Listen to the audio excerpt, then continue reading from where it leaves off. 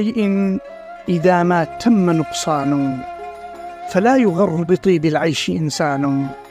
هي الأمور كما شاهدتها دول، من سره زمن ساءته أزمان، وهذه الدار لا تبقي على أحد ولا يدوم على حال لها شان. أين الملوك؟ أين الملوك ذوي التيجان من سبأ؟ وأين منهم أكاليل وتيجان؟ وأين ما شاده شداد في إرم؟ وأين ما ساسه في الفرس ساسان؟ وأين ما حازه قارون من ذهب؟ وأين عاد وشداد وقحطان؟